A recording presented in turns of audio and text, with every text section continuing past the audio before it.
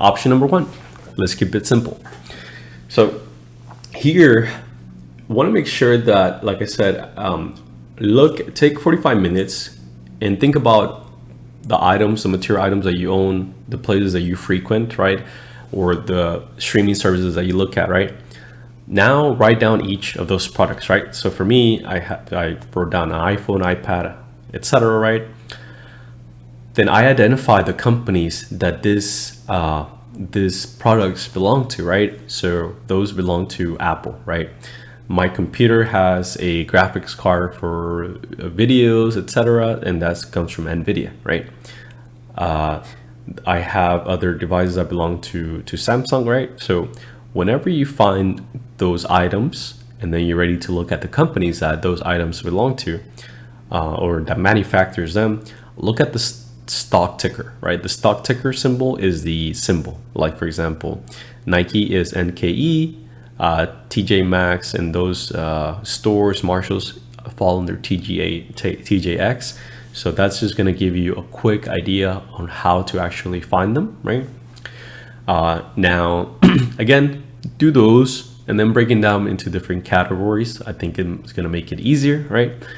Also, for a lot of those, right? Like if you drink Nescafe or Hot Pockets or Kit Kats, a lot of those products actually belong to parent companies, right? So in this example, Nestle is NSRGY, right? So take some time to list those out. And again, there's more, right? Think of your healthcare provider. I have Aetna, right? Real estate, where do you live? You know, who actually owns the parent company, right? Or, you know, what services do you use for streaming, right? Or even, you know, you use Microsoft Word, etc., right? This is going to be a super simple, quick way for you to identify companies that you can invest in, right? So now, once you've identified that, maybe pick 3 to 5 categories that you're interested, right? And this is going to allow you to diversify. So again, I'm always going to remind you 2 things, right? 1, buy and hold long term, and 2, diversify, right? And what I mean by that is, think of when the pandemic started, right? So a lot of companies, especially real estate or the airline industry, those crash, right?